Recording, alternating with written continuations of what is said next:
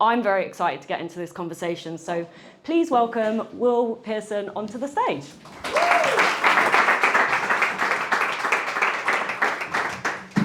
How are you doing? Very good. Wow, it's bright up here. I think I might need some sunglasses, actually. I've actually got some here, so we could... Have you got sun cream on? Yeah, we should be both sort of sunglass up, and there we go. Perfect. I don't have sunglasses, but I do wear Factor 50 on my face every day, so yeah. Thanks, everyone. I've got some work to do there, to be honest. I've definitely got some work to do there. No, it's amazing to be here, so thank you so much. It's so good to have you here. So I have lots and lots of questions. I'm super excited to get into this conversation, but let's start at the top. For anyone that is new to Ocean Bottle, can you give us the lowdown? What is it? Yeah, for sure. Things started back in 2018, and just to the point of how excited I am to be here. This is like a total full circle moment for us. So we joined Virgin Startup back in 2019. I was just chatting to Andy. He pulled out our original business plan that we submitted for a Virgin Startup loan back then, which it was kind of mixed feelings about that. But we got to some of those places plus minus a little bit. But no, honestly, so that was really where it all began. I had sort of spent a year actually working on a boat out in the Indian Ocean, became quite familiar with what was going on around the plastic crisis. I basically discovered that in the next 2 decades, ocean plastic is expected to quadruple in weight. So basically, despite everything we're doing to reduce single-use plastics, unfortunately, we're still heading in the wrong direction. Just after that, Blue Planet 2 came out, and what we found was all of a sudden, people not only understood this problem and this crisis, but they really wanted to make a difference. And that was basically the foundation of Ocean Bottle. It was kind of the light bulb moment behind what we then created, which was all around enabling individuals to make a global impact on the plastic crisis. So the first thing we decided was that we would collect 1,000 plastic bottles in weight for every ocean bottle that we sold. So it's 11.4 kilos of plastic, which is a huge amount. It's enough to fill the volume of a small car. Wow. And we fund plastic collection projects all around the world. So in Indonesia, the Philippines, India, now Ghana, Kenya. We're also launching in some small island developing states. And what we do there is we basically set up plastic collection points with our partners and enable people to come and bring their plastic waste and exchange it for money, but also get access to social resources. So it's all about both environmental and social impact, and enabling people to make that difference. Because let's be honest, you can bring your tote bag to the supermarket, you're still going to fill it to the brim with plastic wrap products. So we really wanted to make an easy way for people to contribute to something kind of a global scale. And I'm really pleased to say that as of December, we hit our 1 billion bottle milestone. So we've now collected 1 billion plastic bottles in weight. Amazing. Yes. Oh my God. Like hearing you just explain all of that, I was like, yes, how do I sign up? And I'm like, I already have a bottle, but I actually lost my bottle recently, so I know. I'm sure we can fix that. Yay! I've won the prize. No, it honestly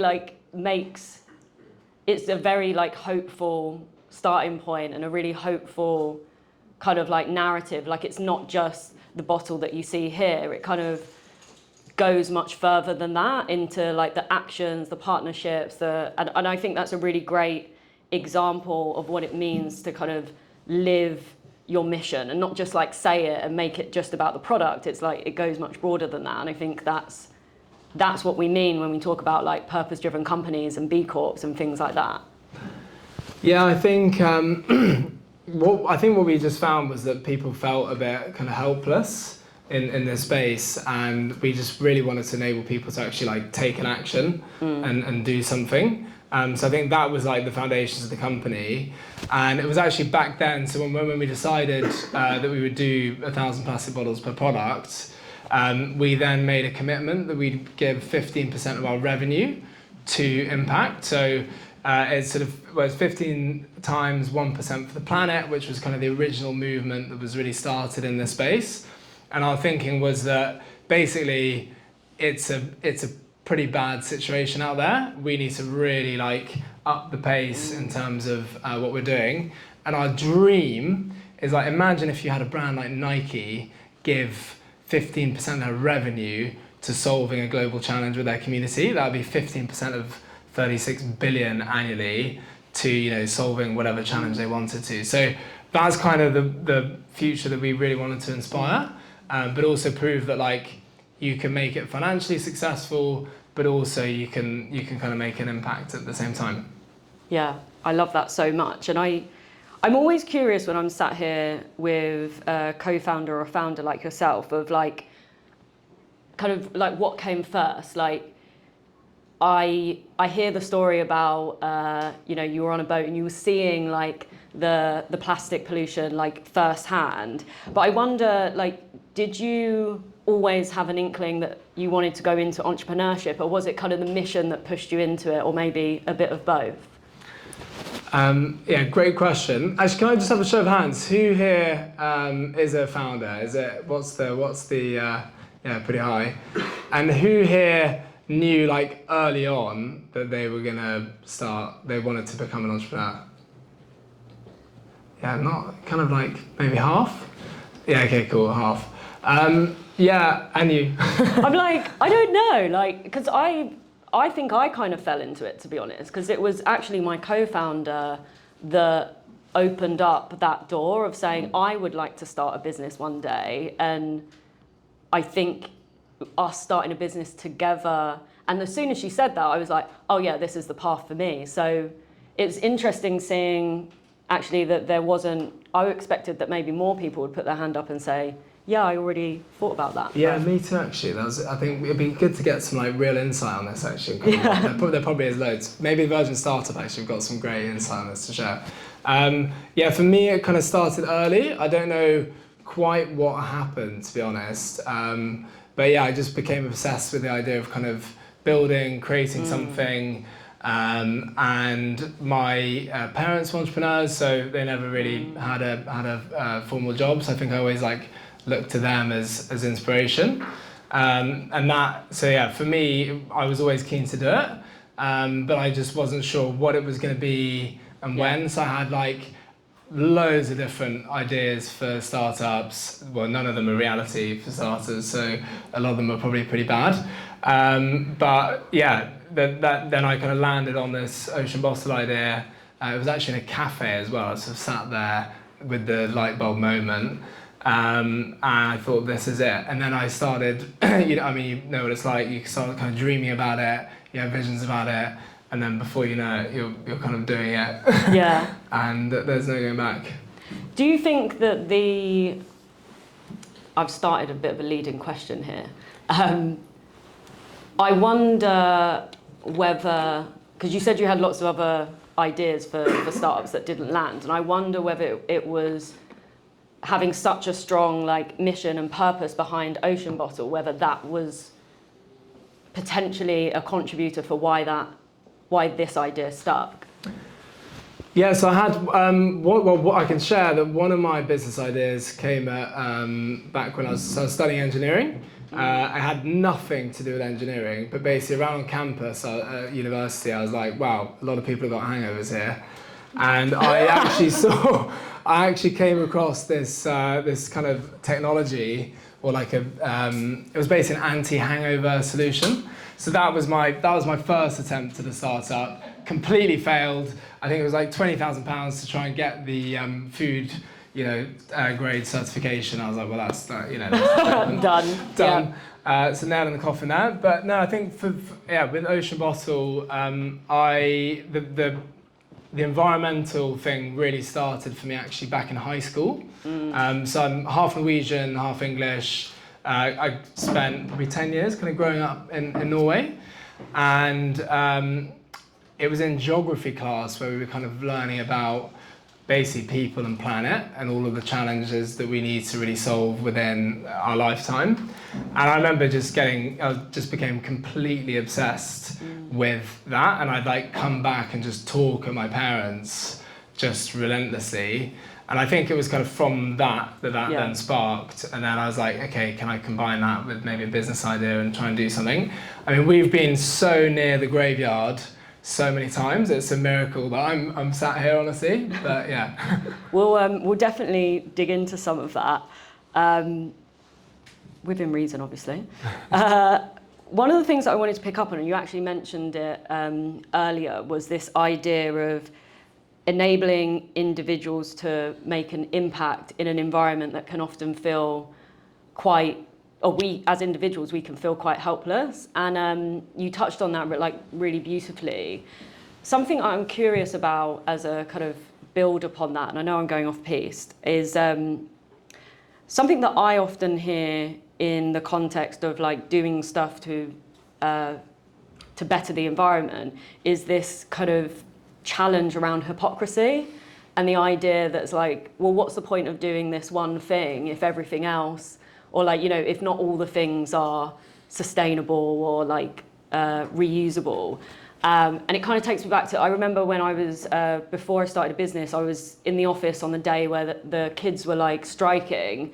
And I was like, come on everyone, like let's go down to Westminster and get our boards. And everyone was like, no, we've got work to do. And I was like, well, obviously we're going to go and support this. And one of the guys, and I never forget this, was like, why are you going and like protesting when, you know, it's just hypocritical because of all of these other, like you always take the tube and you do this and you do that. And I was like, but that's not the point. And I'd love to hear your perspective on that will maybe arm me better for those conversations in future. Yeah, I mean, for starters, I'm no saint, you know, exactly. That's it, right? So yeah, there's a lot of things that, so we did a campaign called E-Confessions, where we actually got people to share like their worst environmental confession. Basically, the premise was that if actually we kind of open up and talk a bit more about it, A, we all feel a bit more comfortable, and B, actually we can then kind of start to maybe work and improve on those things rather than kind of, you know, shove them in the locker and hide them away. So my one was, I think I had several, but one of them was I buy the like bags of lettuce, and I do it. I still do it. I basically buy it. I then have like a bit of lettuce, and then I forget it in the fridge, and I basically have to throw it away. And for me, you know, with a company that's trying to solve ocean plastic, that's a pretty embarrassing e-confession, to be completely honest. But I think the fact is that none of us are perfect. We live, unfortunately, in a world where it's really hard to be truly sustainable. And I think our belief as a company is that business actually needs to make it possible for individuals to truly be sustainable. Yeah. Right? You might be buying an avocado and it's got some sustainable certification on it, but actually you're deforesting the Amazon, but you don't even know about it, or some certified fish, and you know it's dredging the seafloor as a result. So I think that is our like fundamental belief, that business have the greatest responsibility here, and obviously we want to see like government push that to the max. But I think, you know, our role to play in this is to try and push that as fast as possible, and you know, do what we can. I definitely buy less crap than I used to, that's for sure. I love that, and I thank you for sharing your e-confession here. This is a safe space for you to do that. I don't think there's anyone from Daily Mail that's gonna like plaster that on the front page, so we're all good. Thank you for sharing that. I want to talk a bit about like the success and the growth of Ocean Bottle, and I think that something that's super awesome is the pretty impressive customers. Ed Sheeran buying a box of Ocean Bottles is pretty awesome. Having some really incredible... I don't know what he was thinking, but... I mean, that is... Let's name drop that. Some incredible brands, so Facebook, Google, Airbnb, like... I actually came across Ocean Bottle as a result of seeing it via a brand at like a conference, and I was like, this is gorgeous, and that's how I kind of like looked into it. So that's definitely been like a a great like brand awareness piece that people that might not have, I mean, I'm surprised I hadn't come across it sooner, but you know, I'll do better next time. But I'd love to hear a little bit about your approach to kind of building brand awareness and kind of securing some of those partnerships. Yeah, it's really cool to hear that actually, that you kind of saw it through a conference at an event, because we never really know what happens through those partnerships often.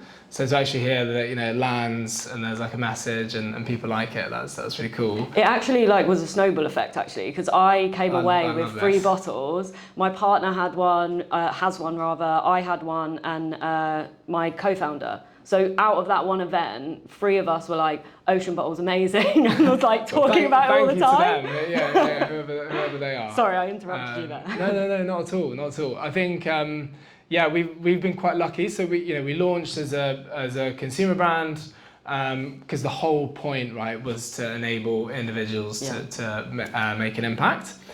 And what we quickly found, so I think it was probably like really early on, having launched.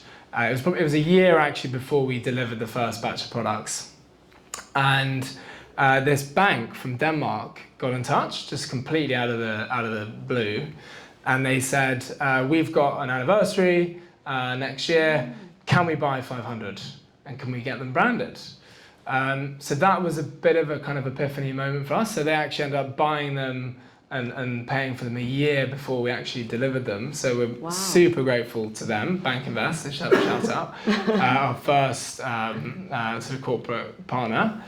But that has been a really massive growth channel for us, because basically working with those companies and the scale that they can offer, you know, allows you to do much more, and ultimately it then becomes kind of a B2B2C situation where we're still engaging Nat at the end of the day with a product at a conference. It's just that we've been able to work with a company to kind of support that. So that's been a really big awareness driver for us, but it's also really helped kind of scale our impact to date. And then I think, how do we get Ed Sheeran? I think Nick, my co-founder, he was just like literally just slamming down doors trying to make stuff happen, and I have no idea how it came to fruition. But we managed to do them for his tour back then, and the bottles actually went missing in the post, so we almost like completely missed the kickoff of his tour date, which involved a whole other story that I'll show you another time. I love that, and I wanted to talk about, I know when we were talking before, you were talking about how brand is something that you're really passionate about, and you said that you're not quite there with where you would want the brand to be. I'd love to hear a little bit about what that kind of process of the actual like branding and the look and the feel and the whole kind of that journey for you. Yeah, for me personally, I'm like a brand fanatic. I don't have any background in like brand at all, but I would always like comment on stuff, my dad's business and things like that. So I was always a bit obsessed with it, and I think the reason I was obsessed with it is because it's the one thing that can really give you longevity.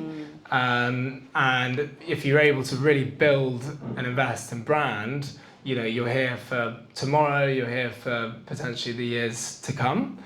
So I think that was a big part of it. We actually, the first person that we hired was our head of brand, Iona. She has been with us right at the start, and she did our initial like brand playbook. I didn't even know what that was, but things have really evolved since then. I think as you you're trying to grow, you're trying to scale, there's a lot of other priorities within the business. So in my opinion, we still have a lot of kind of improvements to make on the brand, and I'm really excited about like where we can actually take it. I also think actually one thing to add is that sustainability, I think, can be quite a dry and serious space, and I mean, let's be honest, that's for pretty good reason. But I think actually, if we really want to inspire people, we need to inject a bit of fun, a bit of humour, a bit of optimism. I think there's some massive reports have come out recently around how optimism fuels action. So that, I think that's kind of an important piece of the puzzle. Definitely. Now, I'd love to talk a little bit about you and your co-founder. When we were kind of doing some of the research before, we found that you've spoken quite openly about how one of the challenges with founding a business is that most of the time you've never done it before, you're totally making it up on the spot, but you have to pretend like you know what you're doing, you're not making it up on the spot, and that everything's fine. And I'd love to hear how you have managed that kind of fear and uncertainty. And is there anything that we can learn from those? Yeah, well, we were just talking about that beforehand. It sounds like you had a similar. So yeah, I think you're gonna have to share your story Oh as damn! well. I was trying to get out of it. Yeah, you can't, unfortunately. But no, I mean it's you know for any founder to found, I think this group understands what this is about. And it was first at a kind of peer-to-peer founders event that I felt, wow, I've actually found my tribe. Like, I get these people, they get me. I don't think anyone else can really understand and appreciate it. Yeah, it was. I'm not gonna lie, it was really difficult. I'd never had a job before. This was my first startup. Wow. I pretty much didn't really know. Had high conviction and kind of felt confident, but didn't really know what we were doing. So the fear was definitely there, all the time. I think the fear that the startup was going to fail, that was probably the biggest one, and I kind of actually felt like my life is going to be over if this fails. Yeah. And that was really real to me, actually. So I had a couple of pretty tough moments with that, but actually in reality, if it had failed, go start another one, or we're lucky to have Virgin Startup who actually provide startup loans. But yeah, so I think that fear of failure was really big, and that kind of drove that. But then obviously you can't really show your fear as well, right? I think is your point. You have to kind of exert confidence, especially to the team, the people you're recruiting. So I think it's only in later years that I've been able to kind of open up a bit more about that and actually, say I'm worried about this, or whatever it might be. But you'll go now. I think that from my perspective, in the early stages when I started the business, I was maybe fearful to ask for help and fearful of two things: asking for help, but also talking too much about the idea with people that were maybe in similar spheres. And I give myself grace for that, but I recognize that is the wrong way to look at it, because I think that each of us, whatever it is that we're working on, we are uniquely placed to do that thing, and it's okay if other people are operating in that space. And I think that when I did start to ask for help, and I did start to speak more openly with peers and people in the same industry, even sometimes our competitors, that's been a journey as well. I have received more generosity back than I expected, and so I think the community, building a peer group around you that are kind of on the same journey or even at different stages, has been one of the biggest learnings for me, because I think that actually in the moments where I have been vulnerable, whether it's writing something on LinkedIn about how we've messed up, or how, I don't know, I write all sorts of unhinged things on LinkedIn sometimes, but not so much lately, so maybe I'm on a high. But actually those moments have been where I've just seen the amazing generosity within the kind of startup community. So I think talking more and being more open is actually a really positive thing. Yeah, and it's I think that was probably something that I neglected a little bit, that kind of peer-to-peer. I don't know why, actually. I can't quite put my finger on it, but maybe it's because you're so busy. You think I literally don't have a minute, a second to even breathe and think about maybe talking to other people and getting some advice. That was probably it. But I think I wish I'd done that much more. And that peer-to-peer, basically, there is always someone who has probably either been through exactly what you're going to go through, which is the same for both of us, or someone who is going to go through what you've been through, and you might be able to help them. So I think that spirit of kind of paying it forward and it feels great as well. It's so good to make connections and see what can happen off the back of it. I think also there's something about being in the trenches together. Like sometimes you might just tell someone a problem you're having and they're like, I'm having the same problem too and I don't know how to figure that out. And it's just like, cool, let's just sit here together and recognize the fact that we're not alone in this problem. So I think it's not always about having answers, but it's knowing that you're not alone in that as well. I'm also really curious about kind of in the context of what we're talking about here of the founder journey and kind of growing within that journey. Something that has consistently come up for me is the idea of focus. And, a founder usually has a lot of really, really big ideas and this big grand vision that there's going to be a lot of steps to get to that grand vision.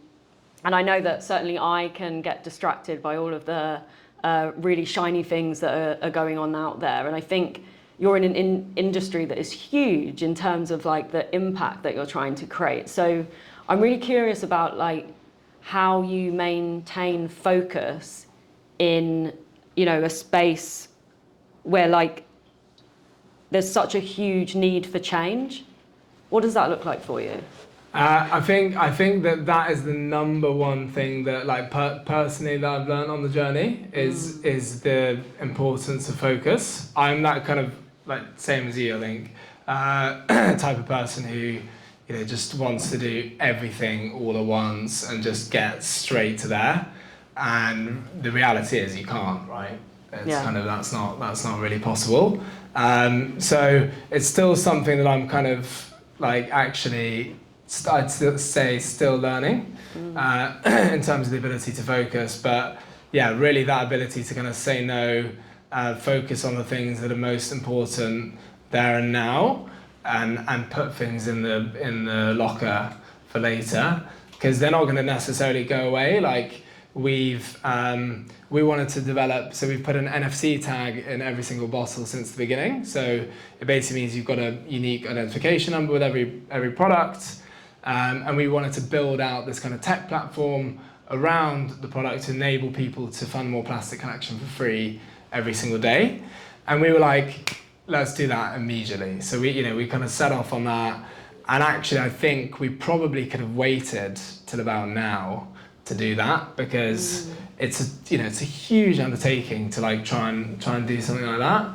The problem is that you do just want to do it all at once. So I think, putting things off doesn't mean that they're not going to happen. And actually, I've seen a lot of things that, we wanted to happen that we delayed, but, eventually they actually do kind of come to life. And it's wow, that happened. So.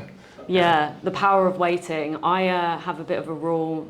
For me, it's quite I have to sleep on it before I can put it into place. That's something my co-founder always says. She was like, just sleep on it, see if it's still there in the morning.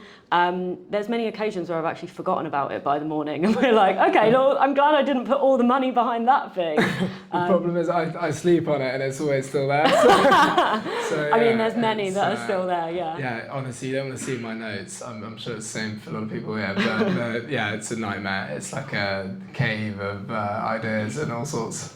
I love that. I'd love to dig into that. Maybe I can have a look after. So, how are we doing for time? My Apple Watch is dead, so I have no concept of time today. I'll ask one more question and then we'll open up to everyone else. So a really big question or a topic that comes up in these sessions is often about funding. So as a kind of wrap-up question, I'd love to hear what your journey around funding has been, and anything you've kind of learned along the way. It's a good question, and I think the funding one is funny because it's something that's talked about so much in the startup space, And often, I think, you know, there's views that, oh, you know, you've got to do it this way or you've got to do it that way. And I think that's just so untrue. I think every, you know, funding journey is different. It completely depends on your type of business. You know, we've been kind of quite lucky on that fundraising journey. I'd say that in the early stages, we didn't know really any other founders. So it was kind of like, well, what do we do? And we definitely didn't really know any investors. So, you know, how do you do that? But we were lucky to find an accelerator program, which was an ocean accelerator program. Awesome. So we actually applied to join that with like an A4 piece of paper, and they accepted us. I think that was kind of it. At that point, we were just relentlessly slamming down every door possible. I mean, even Facebook blocked us because we'd sent out so many messages for our first crowdfunding launch. I love that. I feel like that's a good sign. You've got to do it. It's just shameless. It was just like shameless plugging. I think Nick was even ringing round to like try and get the product onto the next James Bond film set. Ended up talking. Iconic, right? Yeah. It would have been great. I was like, this could be would have been even the more next iconic secret weapon of James Bond. But yeah, no, anyway, that all didn't work out. But basically, it was just that like relentless hammering down, and it was the same for the investment journey, to be honest. So when we went out to raise our pre-seed round after the accelerator, so this would have been just before COVID, we pretty much went out like everywhere, kind of blasting everything down. And it was a pretty stressful process. I think it took us like 8 months or something like that. And people didn't want to invest in a sustainability business. You know, we didn't have the numbers and the traction that they wanted to see.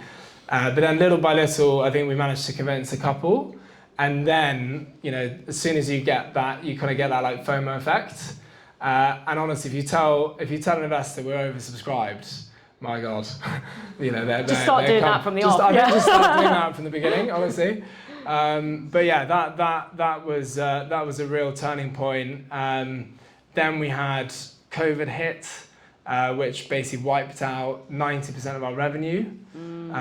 So that was a pretty tough time actually, and I think we almost, we might not have existed after that, because all the companies that we, you know, were working with or potentially working with, you know, bye-bye budgets. You know, that was kind of the end of that. But we were really lucky. I mean, we were lucky to survive that, and then we went on to do some more investment rounds. I mean, for us in the sustainability space, I must say that family offices have been really great, but also kind of like impact-focused funds or VCs that, you know, really align to what you're doing. I think that has been a key thing, is like investor alignment. And yeah, so far so good with investors. So we've been really lucky with them.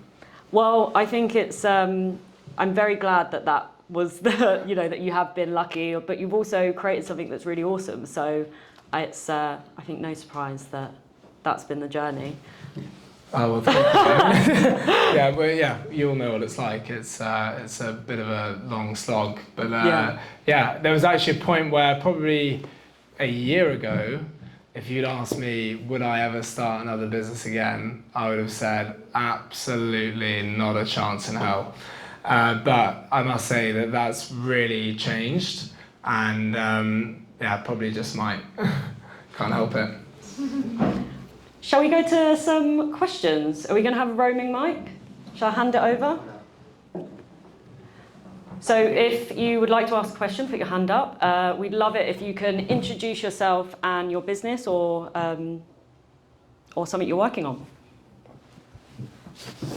Who's going to be first? Who's the first brave soul? Oh. Hi, my name's Stephen. So I'm looking at sort of bamboo and sort of sugarcane recycled products. How much money did you need to get started, to get to the product level, and sort of what was the breakdown of how you spent that money? Yeah, that's a really, really good question. And yeah, cool that you're working on that as well. We'd love to chat afterwards. We basically need like a materials revolution. and there's a lot of innovation happening within the space, but we need like so much more. So it's cool you're doing that. How did that work for us? So what we did was we got a product design agency to design the product on a royalty model.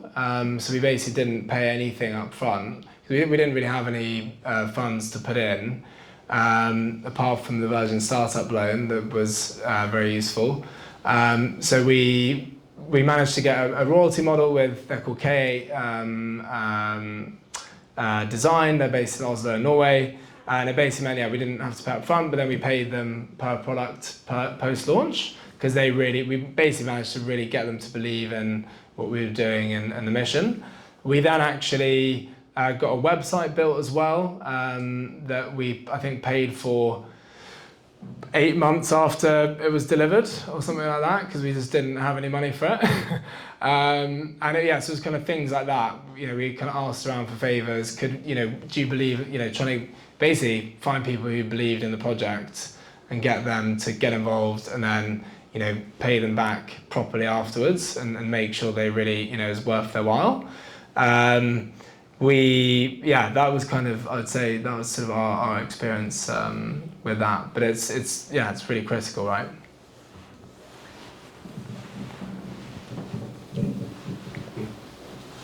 I've got a question, if you don't mind. Yeah.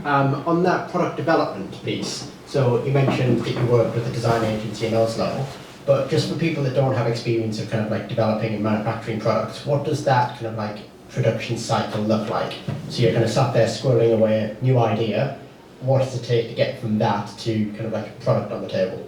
Yeah, so it's a bit of a journey, and actually, so I was going to add to your question as well. So we launched on a crowdfund, which we found was kind of the best way to actually generate awareness around the product that you're launching. It might not be right for every product and every channel, I would say, but for us it was kind of a good like kick-off point. But yeah, on the design journey, the best thing I think you can do is go talk to someone who has that experience. That's probably the first point of call.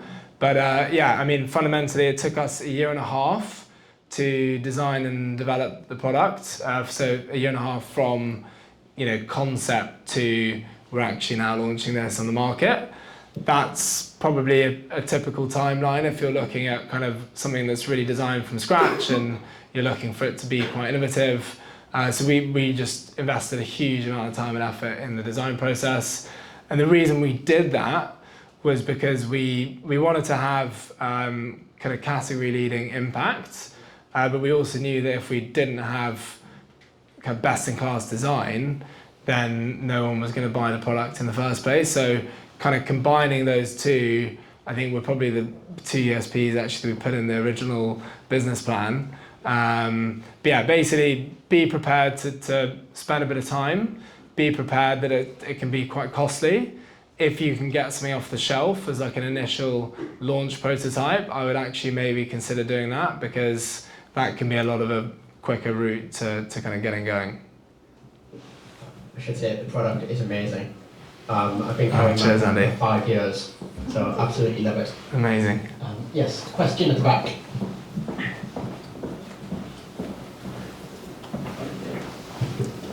Hey. So you said at the beginning that you had a lot of ideas. What made you go with this one? Like, what made it stick with, like, why didn't you choose any other idea? I assume you chose some, but like, what makes ideas turn into action?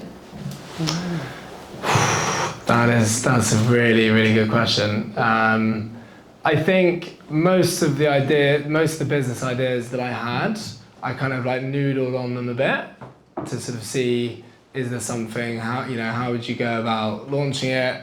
I might have like hit a blocker in my head or whatever, that meant that I kind of just parked it. And when the idea for Ocean Bottle came, I remember like, this might not be the same for everyone, but I remember like literally not being able to like sleep. It was like all I was thinking about. I'd go for like a run to try and clear my head, and I was literally just thinking about, you know, how can we do this? What could this look like?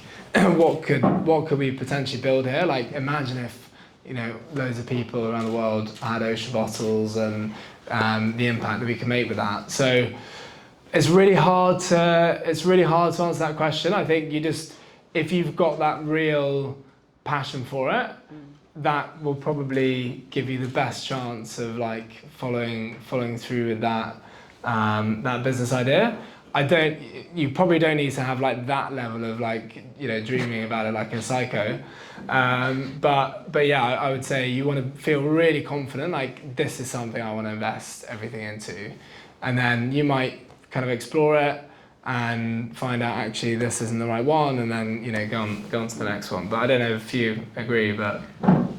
Oh, thank you. Yeah, I 100% agree. I think that you have to remember that there's going to be a lot of moments that are really shit when you're running a business. So you have to really love the kind of end product, or like the core thing that you're doing, in order to weather the parts that are horrible, because there are many.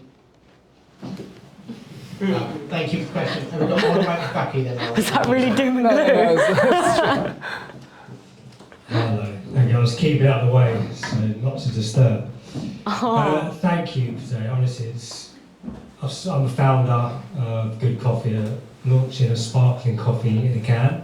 Ooh. But just to hear you, that sort of like relentless kind of brain space, kind of relieved to hear you say that, because I'd say that's what I'm going through at the moment. I'm just sitting there, I just wanted to ask you, when you pick up an ocean bottle, like what do you see? Ooh.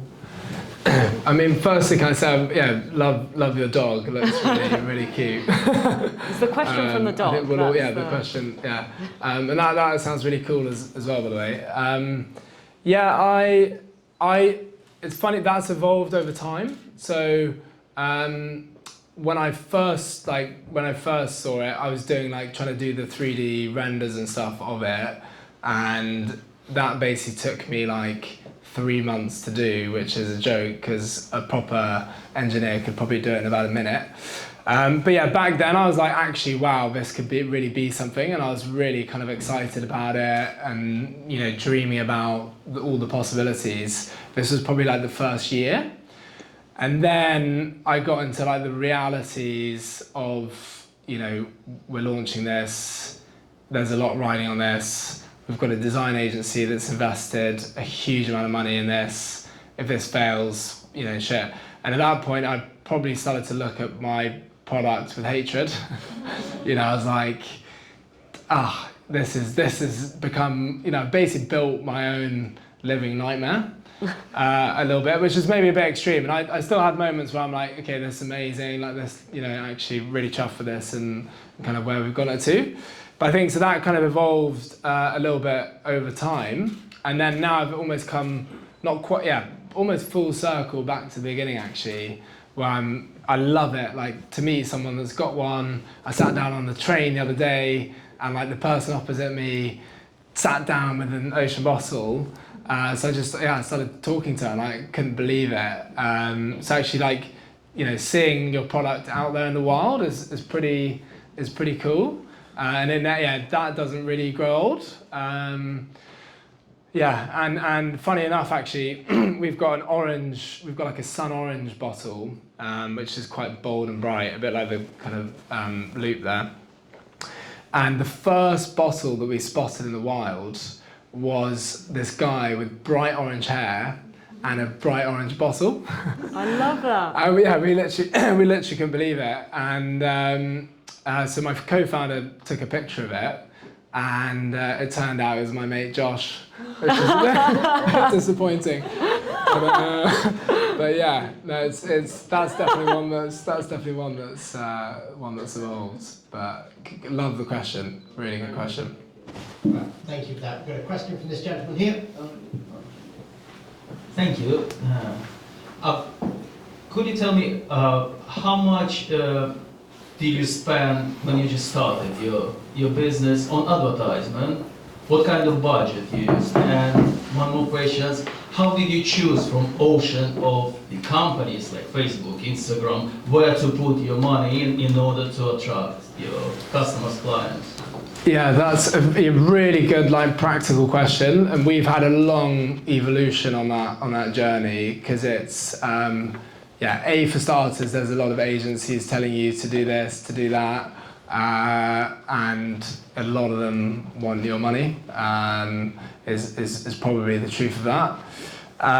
When we started out, we really didn't have much marketing budget at all. Our marketing budget was us spamming out messages on Facebook and kind of doing that thing. But obviously, as you scale, you have to put kind of money in to get money out. So we scaled mostly with digital channels to begin with.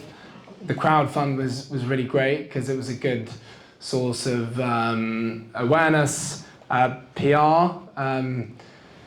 Depending on what you're launching, it completely depends on what you're launching, unfortunately, and which. Can I just ask actually what kind of product is yours? What kind of channel is it? I've got media channel, YouTube media channel. Is that so? Is your product is a YouTube media channel? Yes. Okay.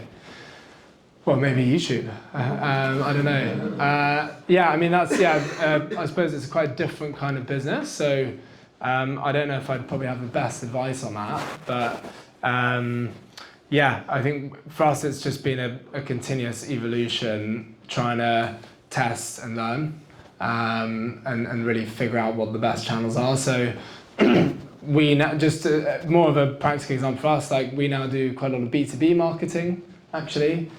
So we do LinkedIn advertising, which is actually quite expensive, but if you can get it to work, it's pretty effective. We've spent a lot of time SEO building to make sure that we kind of come out top. So Google is a really big one for us. Most of what we do is still digital marketing because I think doing, we did our first out-of-home campaign last year on the Tube in London, which was also I'd really recommend that, by the way. It felt amazing. Like having your product on the Tube was like, whoa. It's really hard to quantify that. So I think that's why digital marketing is so powerful for small brands. But my word of warning would just be, agencies, and we now work with a lot of freelancers, actually. We work with really talented freelancers who, don't charge the premium on top. Thank you. Yes, we've got time probably for a couple more questions. We've got one here. Thank you. I'm Kevin, the founder of the Softstream Sprint. I actually have a bought up Opus 2040. Amazing. I was wondering if you don't mind sharing the split between kind of like the B2B side versus the B2C, and also actually on the back of that, just like what are some of the key acquisition channels for B2C? Is it like paid ads versus kind of like influencers talking about it, UGC, and you mentioned SEO. Nice. Cool to hear you got one for Opus as well. That's another kind of gifting story. So we now, the vast majority of our revenue is B2B. So it probably accounts for almost 80% of our revenue. D2C is really growing though. I think building a D2C brand is super expensive. It's really hard. Even if you think, we thought, we're going to go viral. And it's like, well, actually, you might have the best intentions in the world. You might have the best product in the world. But it's really, really hard, right? We've scaled up a lot with B2B. D2C is growing, and the marketing mix there is mostly digital.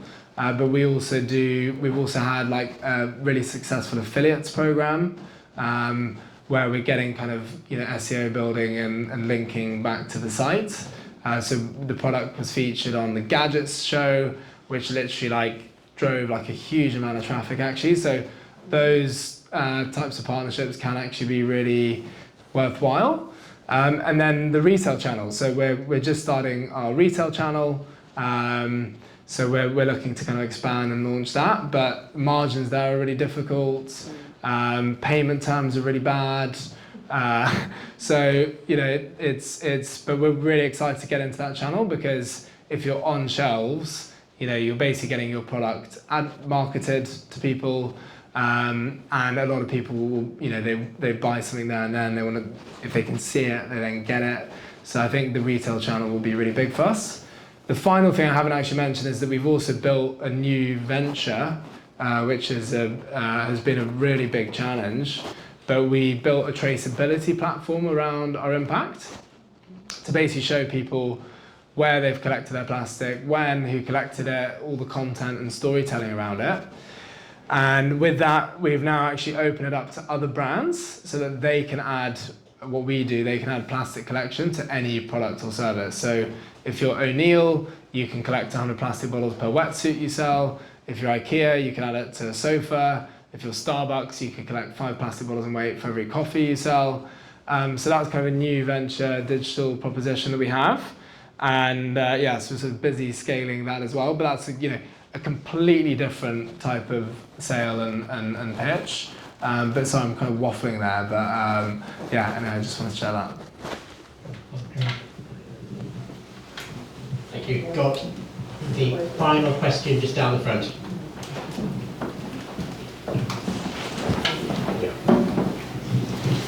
Final question that was, I should have done that. I'm Carly, Expire, so I hear you on trading agreements. Been working on the Amazon space, Amazon Expert, I guess, plus figures, but a one-space social, an inspiring social entrepreneur. So I wanted to ask you, how do you, now 5 years on, how do you cope with mission drift?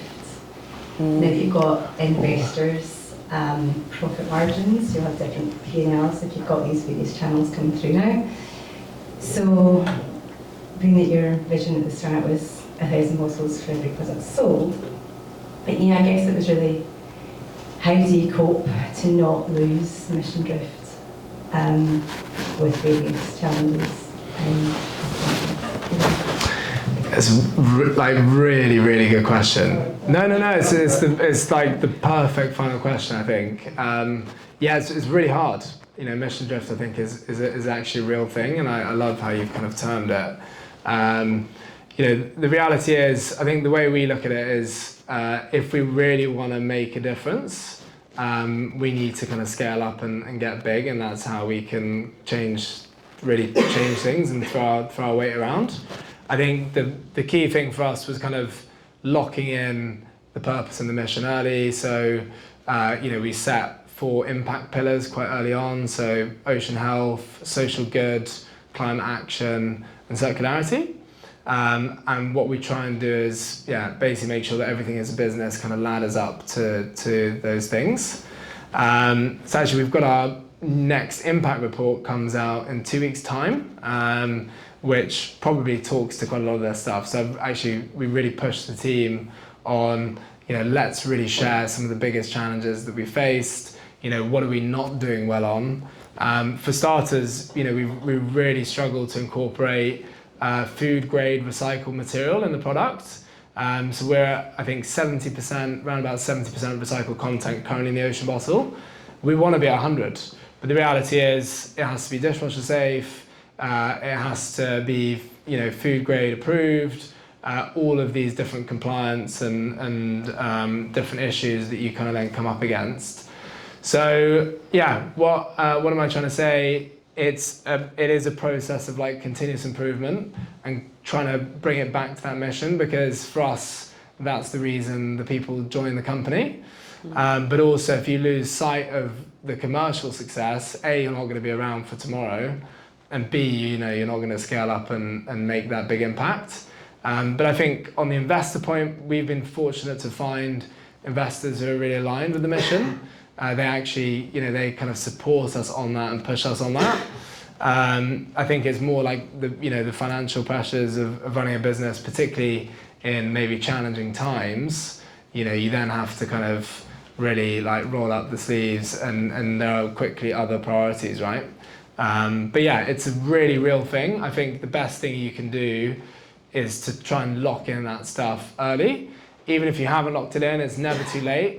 We keep coming back to stuff, adding new things in. We're looking at like an impact partnerships framework now. There's so much that you can keep on doing. Yeah, I don't know if I answered your question, but it was a sort of roundabout. Thank you. Back to you, Nat. Thank you. Thanks, Rob. I feel like we could just like keep talking all evening, but we do have to wrap it up. So can we give a warm round of applause for Will and this awesome conversation? Thank you so much. I just want to honestly say thank you so much. Like, and I really meant it at the start when I said this is a full circle experience. It is mental to think we've been back here after 6 years I think now. And what I forgot to say, the final thing I forgot to say, was we actually pitched at Voom, which was Virgin, Richard Branson startup competition, back in 2018, with a paper mache bottle. That was what we pitched with. I went in there thinking we're going to win this thing. We did not win that thing. But yeah, so this genuinely has been a full circle experience for me. And yeah, thanks so much for having me. Thanks for amazing questions, Nat and the team. So thank you. Oh, it's been awesome to have you. Thank you everyone for coming and for your